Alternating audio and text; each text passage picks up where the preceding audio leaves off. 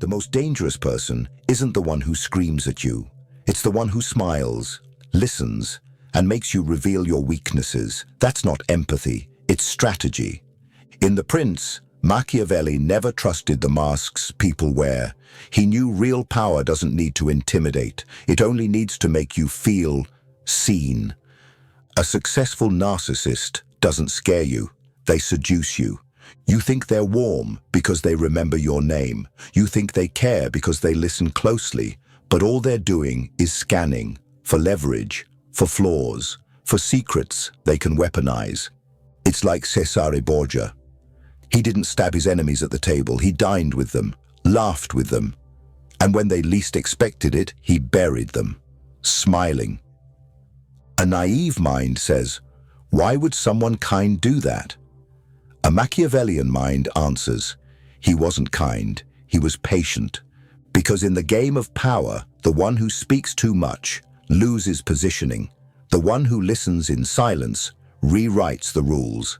So ask yourself this, is that smile a bridge or is it bait? You meet someone new, they seem genuinely interested, they listen, they nod, and suddenly you start talking about your past, your mistakes, your goals, why you left that job, why your ex didn't understand you, why you're not actually that kind of person, and you think you're building trust. But in reality, you're building a file for someone else to use against you later. Machiavelli once wrote, the first method for estimating the intelligence of a ruler is to look at the men he has around him. Now reverse that. The first way a manipulator estimates your weakness is to see how fast you need to explain yourself. Here's the ugly truth. You don't explain yourself for them. You explain yourself for you because silence makes you anxious, because being misunderstood feels unbearable, because deep down you believe if you just say the right words, they'll finally see the real you. They won't. They already see who you are, someone desperate to be seen. That's why narcissists always win the first round. They don't fight for control, they wait for you to give it away. Think about it. Have you ever posted something online and the first negative comment made you want to defend your character? Have you ever sent a long text trying to clarify things after someone misjudged you? Did it work? Did they respect you more? Or did they just read you deeper? In the Machiavellian playbook, this is rule number 1. The moment you defend yourself, you've already lost. Because now they know you care. They know your buttons. They know what you fear being seen as. And once someone knows what you fear, they can control what you do. So next time someone misunderstands you, ask yourself, are they confused or are they fishing? You don't need to prove yourself to anyone who isn't proving themselves to you. Because the more you explain, the less power you hold, and the more they smile, the more dangerous they become. Power doesn't come from reacting. Power comes from making others reveal themselves, while you say nothing. Machiavelli taught us this. The wise man does at once what the fool does at last. And the fool, he reacts, he justifies, he tries to clear the air. But the Machiavellian mind knows silence is not weakness. Silence is structure. Let me show you. You're at work. A co-worker makes a passive-aggressive remark in a meeting. So glad someone finally decided to show up on time today. The room turns to you. You're tempted to defend yourself. It was traffic. I emailed the team. You want to be seen as responsible. But the moment you speak, you enter their frame. You legitimize their tone. You acknowledge their bait. Now imagine this instead. You hear the remark. You glance once and say nothing. You keep taking notes. Eyes forward, calm. Now they're uncomfortable. Now they wonder if they miscalculated. Now their insult hangs in the air, like a fart nobody laughs at. You've won, not by fighting, but by letting them overexpose themselves. Let's switch scenes. You're in a relationship. Someone says, be honest. Are you even capable of loving anyone? They want a storm. They want you to cry, beg, explain yourself. But what if you just looked at them with stillness, not anger, not sarcasm, just stillness? Let them sit in the discomfort of their own projection. Let them talk. Let them fill the silence with their insecurities. Because when you stop reacting, they start revealing. This isn't about being cold for the sake of cruelty. It's about being untouchable. And the most untouchable people don't yell, don't chase, don't correct the record. They observe. They let others write their own downfall. Online, same rule. Someone calls you fake. Someone mocks your appearance. Someone twists your words. You're tempted to clap back. Here's what I meant. But the second you post that reply, you just told them one thing. You got to me. You validated their bait. You gave them content. You gave them control. Instead, let them spiral in silence. Let them guess what you're thinking. Let their paranoia do the work. Cold strategy isn't emotionless. It's weaponized emotion held back, like a blade never drawn, but always felt. And the brilliance of it? People can't fight what they can't predict. So, stop explaining, start observing, and watch how fast the room begins to shift. Because in the world of power, the most strategic move is not to strike. It's to let the other person swing first, miss, and fall. Every trap has one thing in common. It works best when you don't know you're in it. And the narcissist's trap, it isn't built on force, it's built on attention. They don't overpower you, they reflect you back to yourself. They nod, they smile. They say things like, "You're different, you're not like the others. I really see you." And deep down, that's all you ever wanted, to be seen, to be understood, to feel safe in your own identity. But what Machiavelli knew, and what most people ignore, is this. The moment someone knows what you crave, they know how to control you. Let's go back thousands of years. In the wild, if your tribe misunderstood you, you could be cast out. Isolation meant death. So over time, we evolved a deep fear of being judged unfairly. And that fear still lives inside you. It's the voice that says, explain yourself, make them like you. Don't let them get the wrong idea. But here's the twist. In today's world, your survival doesn't depend on being liked. It depends on being unshakable. The narcissist exploits your outdated software. They know most people can't sit with misunderstanding, so they poke at you, they withhold approval, they give you just enough to stay hopeful, then pull back. You keep coming closer, hoping to fix the dynamic, but all you're doing is feeding it. Let's say you get ghosted, or publicly called out, or excluded from something you thought you belonged to. What's the first thing you feel? Shame, then the urge to fix the narrative, to reach out, to explain. This is the pattern, because they've hijacked the oldest survival loop in your brain. If they reject me, I must have done something wrong. Wrong. Sometimes people reject you because they know you'll come crawling back, and they enjoy watching you crawl. Narcissists feed on that pattern. They don't want connection, they want leverage. And the more emotionally intelligent they are, the more precisely they manipulate that impulse inside you. The fear of being disliked, the pain of being misunderstood, the obsession with how others see you. You're not weak for feeling this. You're human. But you stay weak if you never upgrade the system. Machiavelli wouldn't explain himself to win approval. He'd use disapproval as cover. He'd let them underestimate him while he rewrote the game behind the curtain. That's the model. So the next time you feel the itch to explain, pause. Ask yourself, am I doing this to protect the truth or to protect my ego? Because the people who can't sit with being misjudged will always be easy to control. And the people who can sit in silence, who can be misunderstood and still move forward, are the ones who rule the room. Most people panic when they're labeled.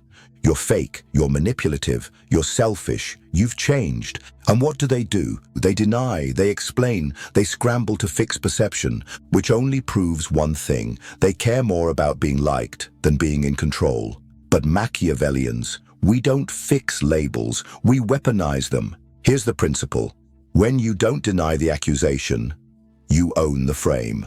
Let's break it down with real examples. Scenario 1. You're called manipulative. Most people say, "No, I'm not. I was just trying to help." But a Machiavellian says, "Manipulative? Only if you don't like the outcome." Now they're on edge. Now they're not sure if you're dangerous or just smarter. Now they don't want to test you again.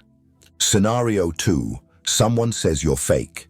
Most people react, "I've always been real. You just don't know the real me." But the strategic reply is, people call you fake the moment you stop performing for them. Now the spotlight shifts. Now it's no longer about your identity, it's about their expectations. You flipped the frame. Scenario 3. You've changed. They say it like an insult. But here's the truth. The moment you stop being who they can control, they call it betrayal. So your answer is simple: yes. That's the point. Short, cold, unapologetic. These are not just snappy replies. They're frame disruptions. In any conversation, there are two positions: the one defending and the one defining. When you're defending, you're already submitting. When you're defining, you're shaping reality. So stop explaining your character, start questioning their lens. Here's how inversion works at scale. Let's say you're being gossiped about. People are whispering behind closed doors. You know they're kind of ruthless. They're dangerous. They're calculating. Let them talk. Let it spread. Why? Because silence plus ambiguity creates myth. And Machiavellians know a reputation for danger protects you more than a reputation for virtue. If people fear misjudging you, they won't try to control you. But if they think they've figured you out, they'll start testing you. So stay slippery, stay unreadable. And when the accusations come, don't flinch. Absorb them, reverse them, and reshape the battlefield. Because in the art of inversion, every insult is a confession, every label is leverage, and every attack is a setup for your silence to strike. Some people enter a room and everything stops. Not because they shout, not because they demand attention, but because their silence says too much. There's a weight to them, a presence, and no one knows why. Machiavelli understood this power better than most. In The Prince, he advised rulers to keep their intentions hidden, to never speak more than necessary, and to control perception through mystery. Because once people know what you want, they can use it against you. But if no one can read you, no one can trap you. Let's be clear. Silence isn't the absence of speech. It's the presence of control. It's walking into a room and knowing you don't need to perform, you don't need to react, you don't need to prove. Because your silence forces others to confront their own thoughts, their insecurities, their assumptions, their fear of what you might be thinking. And that's power. Look at Elon Musk. He doesn't over-explain. He doesn't chase public approval. He pauses. He stares. He lets the awkward silence linger until everyone else breaks it. That's not social awkwardness. That's dominance without effort. Or consider Vladimir Putin. Whether you admire or despise him is irrelevant. His silence in interviews, his still face, long pauses, refusal to react emotionally creates discomfort in his enemies. Because silence removes predictability, and in power, the less predictable you are, the more control you have. Now compare that to the average person. They talk too much. They reveal everything. They fill every second of silence, not because they're confident, but because they're afraid of what silence might reveal. The fool speaks because he has to say something. The wise man speaks because he has something to say. Often misattributed to Plato, but Machiavellian in nature. People equate silence with ignorance. But the truth? Silence is a mirror. It shows others themselves. When you withhold emotion, others project theirs onto you. They start guessing. Are they angry? Are they disappointed? Are they planning something? And in that guessing, you've already won, because the brain can't tolerate ambiguity. So they try harder to impress you. They reveal more than they should. They negotiate against themselves just to fill the void you created. This is not about being distant. It's about being deliberate.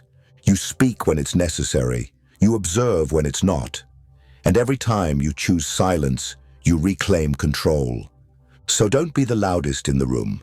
Be the one they lean in to hear, but can never quite read, because the man who can remain silent in a world that screams is the man they fear the most. They insulted you.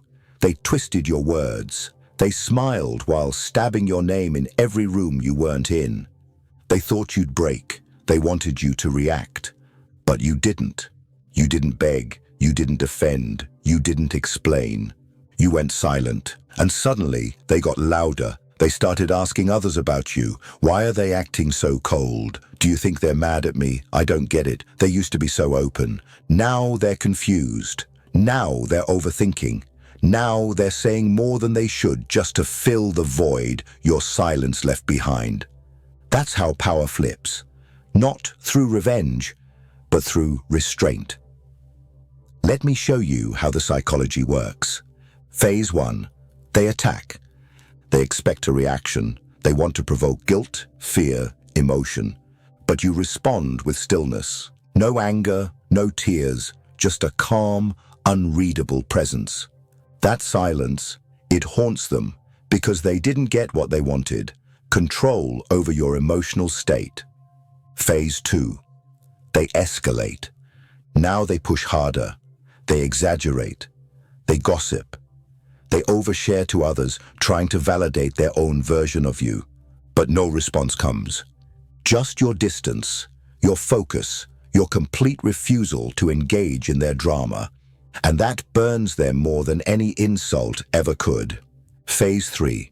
They collapse. People stop listening to them. Their words lose weight. Their narrative starts to sound desperate. Why? Because when one person screams and the other says nothing, the crowd always starts to question the screamer. That's the paradox of silence. You say nothing, but everything shifts around you. Machiavelli would call this strategic absence. He knew that presence builds familiarity, but absence builds mystery. And mystery is 10 times more powerful than explanation, because when people can't read you, they imagine the worst. They assign you depth, danger, and strength, even if none of it is true. The moment you go silent, they start talking to themselves. They project, they guess, they spiral, and the more they spiral, the more people start to realize maybe the quiet one was never the problem. That's how empires are built without firing a shot. That's how enemies fall, without you lifting a finger. So when they try to provoke you, humiliate you, twist your name, don't respond. Disappear, withdraw with elegance. Let their noise echo off the silence you left behind, and watch as they implode in front of the very audience they tried to turn against you. Control isn't about violence. It's about knowing which string makes someone move. And narcissists, they survive on one thing: your reaction. When you respond to them, whether it's anger, tears, confusion, or even politeness, you feed the machine. But the moment you go silent, you do the one thing they're never prepared for. You take away the mirror.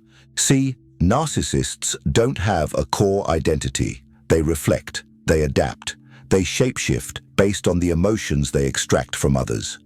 They read your mood, they adjust their tone, they calculate your needs, so they can insert themselves as the solution. They are emotional hackers. And silence?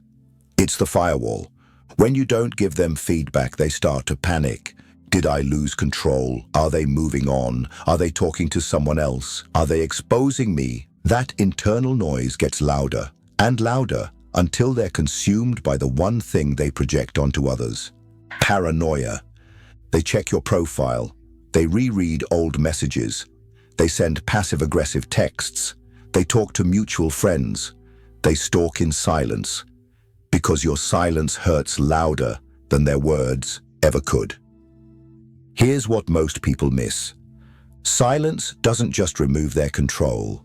It removes their sense of identity. And that's the beginning of collapse. Because without someone to manipulate, the narcissist has nothing to anchor themselves to, no narrative to perform, no spotlight to bask in, no emotional chaos to hide behind. You stripped away their oxygen. You didn't yell. You didn't expose them. You simply stopped responding. And now, their own mind becomes their battlefield. But why does this happen? Machiavelli understood that public image is a performance. But when the audience leaves, the actor collapses. Narcissists aren't built for solitude. They're built for mirrors. You remove the mirror, they lose structure. Their thoughts turn on themselves. They question their worth. They rewrite the past. They imagine new scenarios where they win, where you come back, where they get the last word. But reality never gives it to them. And so they break. Quietly, internally, while pretending to be fine. And that's the final stage of emotional warfare. They destroy themselves, trying to make sense of your silence. Let them. There's nothing more brutal than a narcissist with no one left to fool. Because the power you reclaimed wasn't just your peace, it was your ability to become untouchable.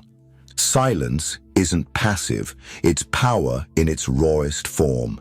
In The Prince, Machiavelli wrote, "The lion cannot protect himself from traps, and the fox cannot defend himself from wolves. One must be a fox to recognize traps, and a lion to frighten wolves." Translation: be clever enough to stay unreadable, and powerful enough that no one dares test what they can't understand. This is not just about silence. This is about strategic invisibility. Let's connect this to real laws of power. Law 4. Always say less than necessary. The more you say, the more common you appear. The less you say, the more control you have. People fill in the gaps with their own fears, hopes, and projections, which means you stay in control of the narrative by never writing it out loud. Law 16. Use absence to increase respect and honor. The more visible you are, the more familiar you become. And the more familiar you become, the less power you hold. But vanish at the right moment, and your silence becomes sacred. People start asking, wondering, even worshipping what you're not saying. Think of Talleyrand, Napoleon's cold-blooded diplomat. He mastered the art of appearing detached. When revolutionaries panicked, he stayed calm. When kings raged, he blinked once, then said nothing. Why? Because he understood the most powerful man is the one who controls his own expression.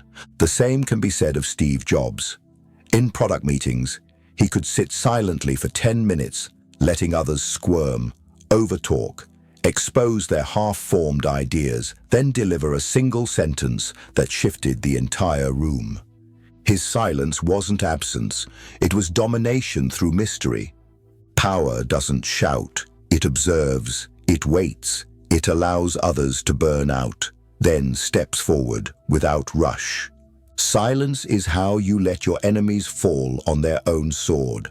When someone accuses you publicly, say nothing. Let the crowd question them first. When someone tries to bait you, stay still. Let the silence reflect their desperation. When someone gossips, slanders, lies, withdraw. Let time rot their credibility. The Machiavellian understands this law. He who speaks last speaks with the most force. Because by the time you speak, they've already lost the audience. So what's the law of power here? Simple.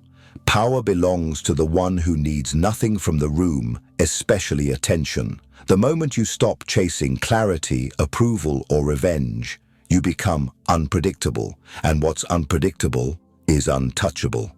One day, you'll leave the room, and the people who underestimated you will speak your name differently. Not because you allowed, not because you forced them to respect you, but because you moved like smoke and vanished like a storm they never saw coming. Your silence wasn't weakness, it was the first draft of your legacy. Machiavelli never begged to be understood. He knew his words would be hated, twisted, feared. He wrote The Prince not to be liked, but to be remembered. And he was. He became a symbol of strategy, manipulation, and cold realism. Not because he shouted the truth, but because he whispered it so coldly that even his enemies couldn't ignore it. Now the question is no longer, how should I respond to them? The question becomes, what do I want them to remember? Do you want to be remembered as the one who over-explained, who begged to be seen clearly, who argued endlessly with ghosts and cowards? Or do you want to be remembered as the one they couldn't shake? The one they misjudged until it was too late? The one whose silence still echoes in rooms long after they're gone? There is power in letting others misunderstand you, because the need to be understood is a leash, and the moment you cut that leash, you walk differently. You don't chase, you don't prove, you don't explain, you build. And while they're talking, you're building. While they're watching, you're moving. While they're laughing, you're preparing. Until one day they see your name, your work, your rise, and they go silent, because they realize you didn't just disappear. You outgrew their narrative. This is the legacy of the Machiavellian mind, not to win applause, not to win pity, but to win without saying a word. So let them call you cold. Let them say you've changed. Let them whisper and wonder and spiral in circles trying to decode you. Because the more they talk, the more they reveal, and the more silent you remain, the more timeless you become. Legacy isn't built through noise, it's built through direction, through discipline, through the decision to no longer play their game, and when the dust settles, you'll still be moving, not louder, but higher, not clearer, but deeper, not seen by all but remembered by the right ones. You don't need closure, you don't need to correct them, you don't need to explain where you went. Let the silence answer. Let your distance rewrite the narrative they tried to control. They'll tell themselves stories, that you gave up, that you broke down, that you were afraid to face them. Let them, because power isn't proven through arguments, it's revealed when you walk away without flinching. When you don't clap back, when you don't post a quote, when you don't need to be heard because you've already outgrown the conversation. They expected fire, you gave them ice, and nothing shatters illusion like stillness. So disappear, not in anger, not in revenge, but in elegance. Let your absence sting. Let it whisper what your words never had to say. I saw everything. I just chose not to play. And in that silence, you didn't just protect your peace. You buried their power. And now they talk to themselves. Not because you lost, but because you mastered what they never could. Control without reaction, power without noise, presence without permission. This is the end, but they'll keep replaying it over and over and over again.